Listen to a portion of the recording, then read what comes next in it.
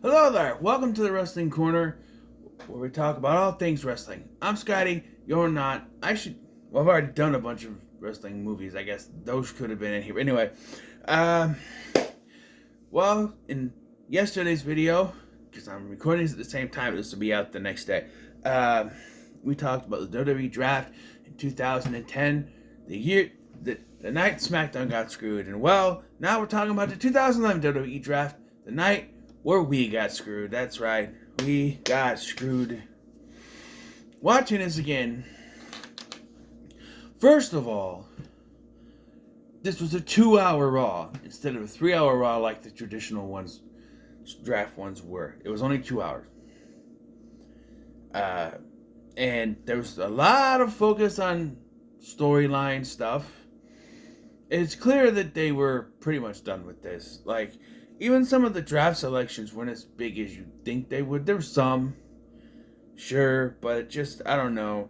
And the real big fuck you to us fans that they do at the beginning and end of this, it just solidifies that they didn't care. They just didn't care.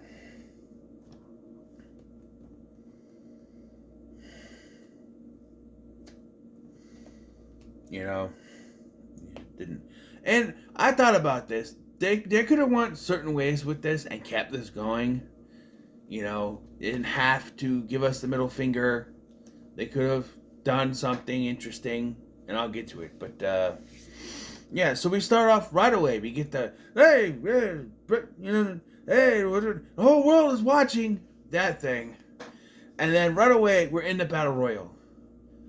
And this is where it's just like, okay, we're just doing this. Like, everyone came in before the show started. Boom, we're off. I don't even know who's all in this thing. Because there's just so many. Tell you what, Big Show, Kofi Kingston, Mason Ryan are in this. Now let me talk a minute about Mason Ryan, alright? This guy was supposed to be big. I mean, he was supposed to be huge. Because when he was in FCW, he was this undefeated champion, right? He was one of the longest reigning FCW champions. He had this huge reign. He was a big deal. And then what happens? He comes to the main roster. People call him Batista. And he becomes muscle for CM Punk. And after the Nexus disbands later this year, he does nothing. He shows up on WWE Superstars in main event. Goes to NXT. Does nothing there and then gets released. And now he's in the circus or some shit.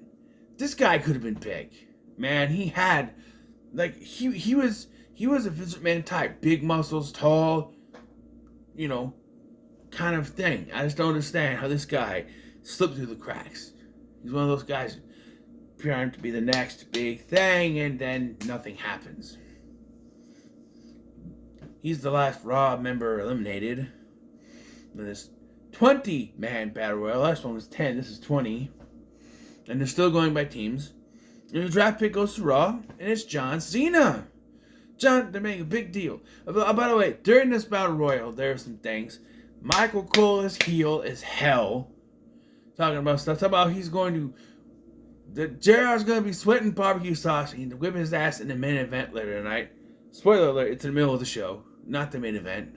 The main event is a very thrown together 6-man tag.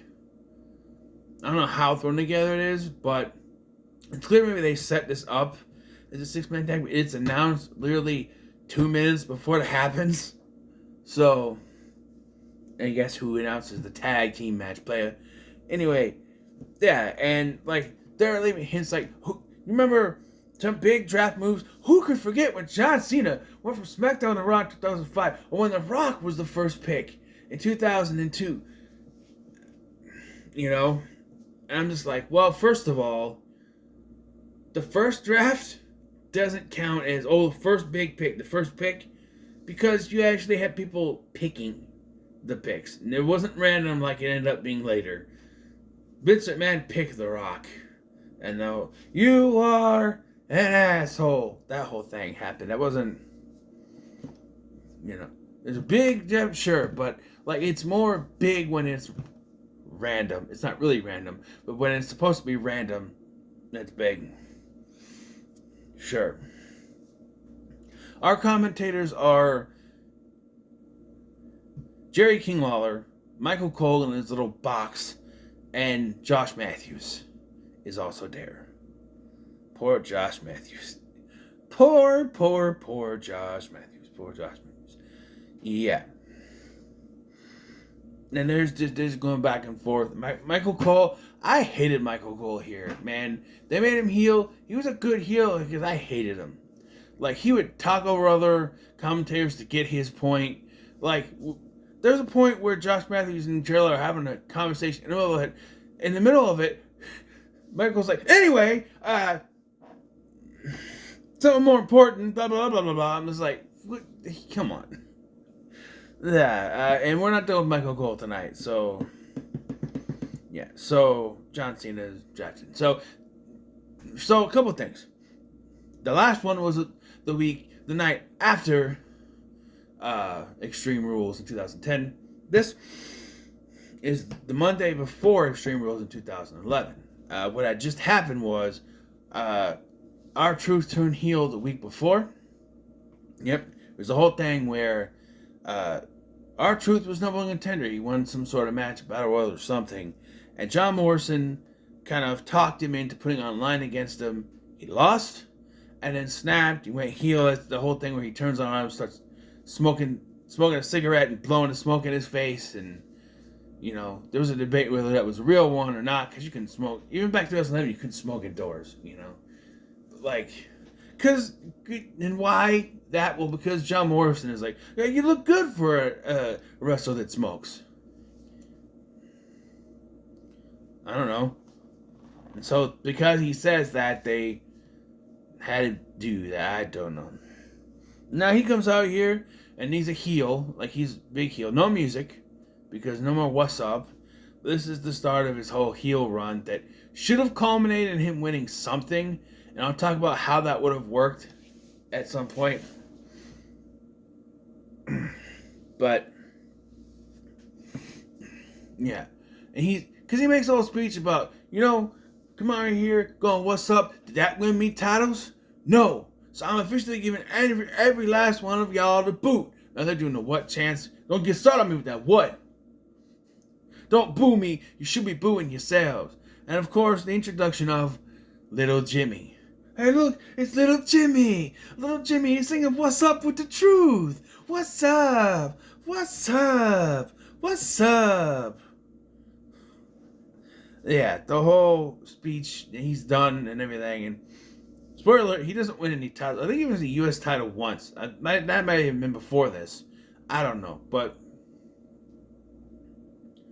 he had like a week or something. I don't know. He never had titles for this, apparently, and not really win it after this, his heel turn. He could have. Although, wait, my thing. I don't know. But we have a Divas draft pick match. I just realized they say that, but the draft pick is not a diva, so I'm very confused. It's Eve versus Layla. But this is when WWE didn't give two shits about women's matches. You ever watch the female version of NXT? The female version of the NXT game show one? Man, they didn't care. They did not care. The whole show is Michael Cole on commentary telling you how much this show sucks. I'm serious. That was it. When it was the women's NXT, that's all it was. I stopped watching because I couldn't take it. It's all it is Michael Cole telling you how much this sucks. This match barely goes 5 minutes. Eve, and the whole thing is Eve and Layla, right, are going one-on-one. They're both baby faces at this point. But, Layla is slowly becoming babyface, but, and then Michelle McCool is coming out with this just shortly before Michelle McCool was done. They're doing the whole, they went to couples therapy. I hate it when they do these segments. We're going to put you in couples therapy. We're going to put you in therapy. Oh, Dr. Shelby shit. Look, it gave us Team Hell No. I'm the tag team champions. I'm the tag team champion. Fine. But I hate those segments. They're so stupid. They're not needed. All it does is fill up the runtime. It's stupid. Right? Fill up time on the show, I guess I should say. But, yeah. And what you could have done is have this match go about 5 minutes. then have Michelle McCool turn on Layla, and that'd be it. Right? But no. Not even a minute in, Michael Cole gets on a microphone, starts blasting how this match sucks, and how he is going to... Oh, that's another thing. During the Battle Royal, he says, well, I hear I'm going to be drafted as a competitor tonight. Because of how he beat Jerry Lawler at WrestleMania. Now let's get something straight. Right here, right now. Michael Cole did not win at WrestleMania. Michael Cole did not beat Jerry Lawler at WrestleMania. Michael Cole did not win that match. Jerry Lawler won that match 1, 2, 3. Just because some stupid ass computer comes up and says, well, actually, Stone Cold got involved, and so now I reversed the decision. No, fuck you, computer. Okay? That's not how it works. Jerry Lawler won that match. I don't know, fair and square. Who cares? When you have a special guest referee like Stone Cold, you know that's how it's going to happen. And you know that's how they had to do it. But to this day, Michael Cole still says that he is undefeated at WrestleMania because he beat Jerry Lawler. He is not. He did not win that match. It does not count. Jerry Lawler won that match. I'll even accept that it's a no contest. Just throw the match out. No one won because of the spotty interference. But I will never, ever accept that Michael Cole won that match because he did not.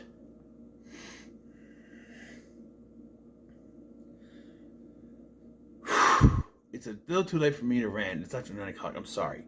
I needed to get that out of my system. Anyway, so Michael Cole interrupts this match, causes a distraction, and Eve rolls up Layla to win the match. And get the draft pick for Raw. It's Rey Mysterio. Yay! Now he gets to win the United States or the WWE Championship for an hour. That's later. Then we have another draft pick match. It's Kofi Kingston and Sheamus. Kofi Kingston wins. We get a draft pick for SmackDown. It's Randy Orton. SmackDown's getting some good picks this year, huh? That's right. And then we have the worst match ever. Ever. It's JR versus Michael Cole. I don't even think there was a winner in this match, to be honest with you. I don't remember who won this goddamn match, and I don't really care. So they have Booker T come out on commentary. They call commentary with Josh Matthews while Jerry Lawler is in the ring. And then he never goes away for the rest of the night, by the way. There's 4 commentators by the time this night's over. Jerry Lawler's at ringside with JR. And Jack Swagger is... Apparently they already have a tag team match scheduled. And apparently... I thought there was a Kiss My Foot match. There is. That's over the limits. This wasn't the end of it. We have a country whipping match to look forward to. And I forgot about this, but Michael Cole is technically a knight within a WWE canon because they were in England the week before, and the Queen, the people were saying it was really the Queen, but it wasn't the real fucking Queen. There's no way that WWE had enough pull to get the actual Queen of fucking England to show up on a stupid ass show. Okay? If it was, I apologize to the Queen. May she rest in peace. Anyway, I'm sure it was that one. Anyway, Michael Cole was knighted by the Queen, and so he's Sir Michael Cole, which is why he made JR kiss his foot, and that would lead to the kiss foot match over the limit. But yeah, no, I don't care. Let's move on, please. We got Randy Orton versus Dolph Ziggler with dark short hair. Remember when they made him do that? It looked terrible. This is the new Dolph Ziggler. Well, someone shat on his head. That's what it looks like. Randy Orton wins. 2 draft picks, but they couldn't give 2 shits because CM Punk comes out and tells how he's going to beat Randy Orton. He doesn't. He should have, but he doesn't. And then they go to commercial during the draft thing and come back and say, oh, during the commercial, we had 2 draft picks. To SmackDown, Mark Henry and Sin Cara.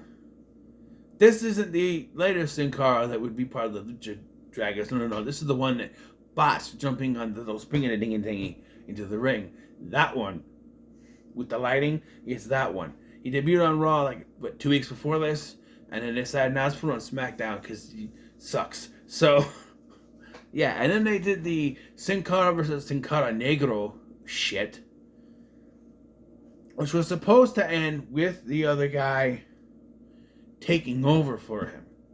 But they didn't do that. Instead, they kept the other guy, and the other guy that was supposed to take over for him became Hunico. And then they fired the other guy because he sucked, and Hunico became that Sin Cara. In case you're wondering what happened to Hunico, he was Sin Cara the whole time after that. But yeah, Mark Henry and Sin Cara. We didn't have Wade Barrett of the Core. Totally forgot about that one. Versus Rey Mysterio of Raw. I was confused at first. I'm like, wait, Rey Mysterio's on SmackDown. They're both SmackDown? I'm like, oh wait, Bray's Raw. Like, representing SmackDown. I'm like, wait, what? And then I'm like, oh, that's right. Rey Mysterio was drafted earlier. I totally forgot. There was.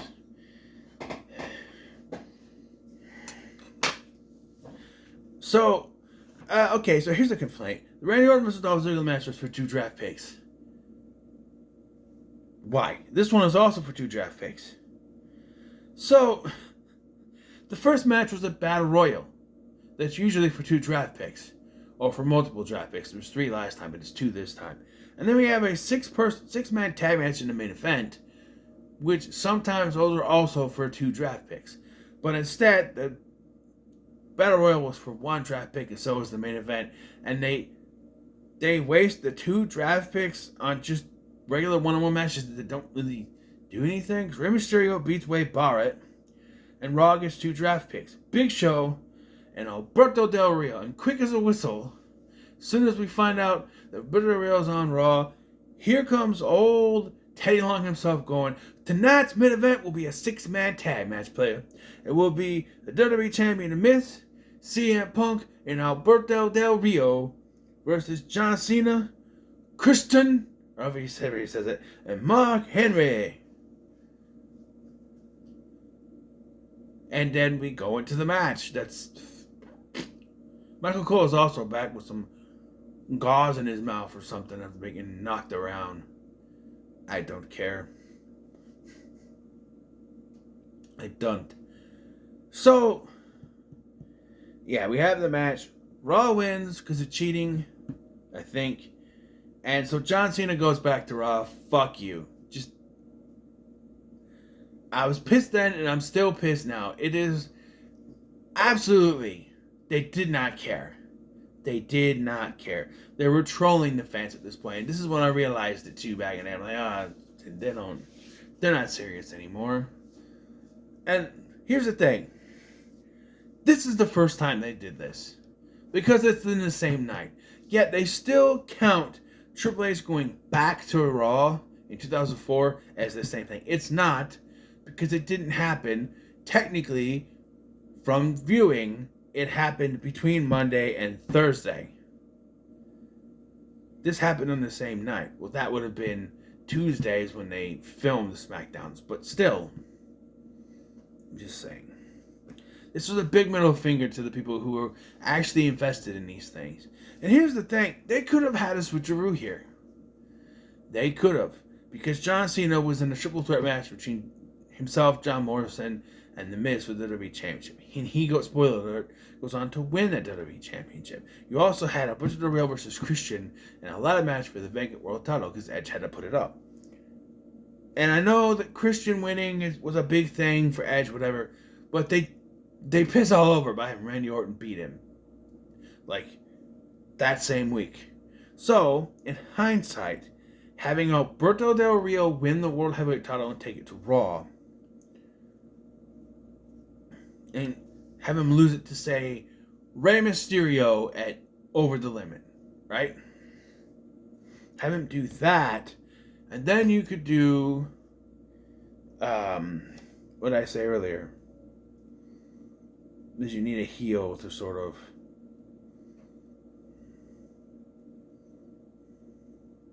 you could have R-Truth then go on to beat Rey Mysterio for the title at SummerSlam. Give him a little title reign. I know that this was CM Punk's year. Okay, I get it. And that's fine. The Summer Punk That's great. You can still do that. You know? You have him show up. Say there was a trade. And so CM Punk goes to SmackDown for... Let's see... Sheamus back to Raw. I'll get to the supplemental draft. Sheamus goes over there. We'll get to it in a minute. I'm just saying. You could have him challenge there. Challenge at Money in the Bank.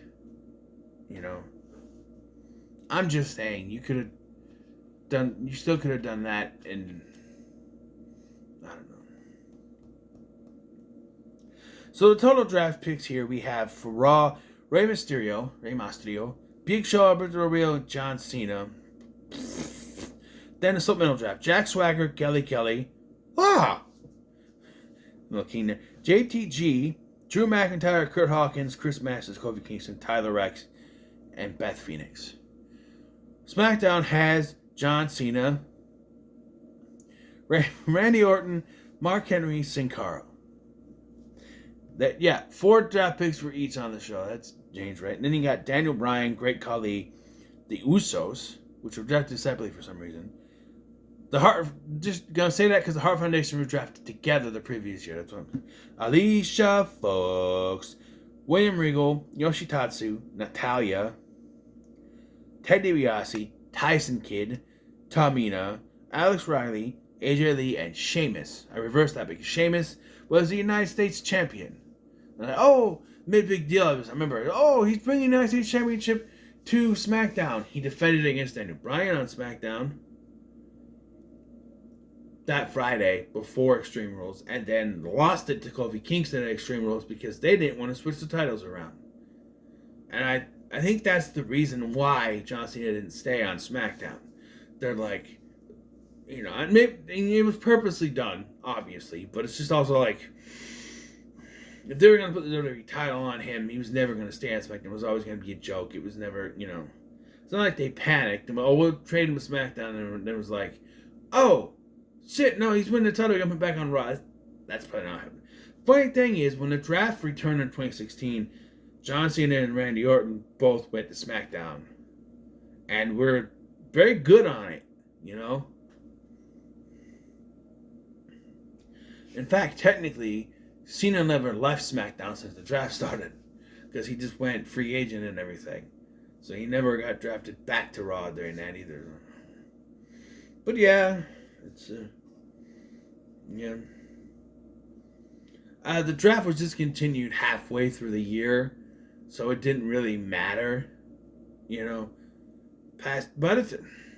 Over the Limit. I think it was after Over the Limit that they just sort of said, whatever, and threw it away. I don't think they really cared anymore, and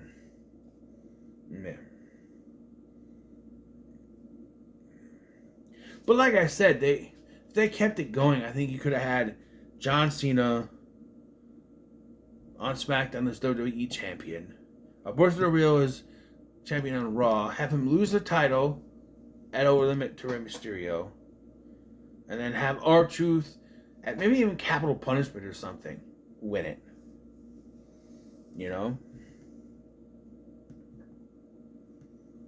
If you want CM Punk to win the WWE Championship, you can have him jump over, Or maybe you have a Battle Royal, right? You do a double-branded Battle Royal on a special episode of Raw that's a double-branded special or something. I don't know.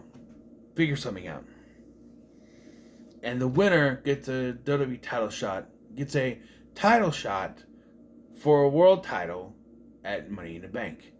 CM Punk wins and decides, hey, I don't want to go for the world title. I want to go after John Cena in the WWE Championship. And then you can still have your Summer Punk thing going on.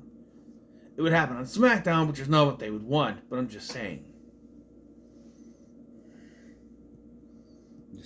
I also want to point out that they're talking about these matches, right?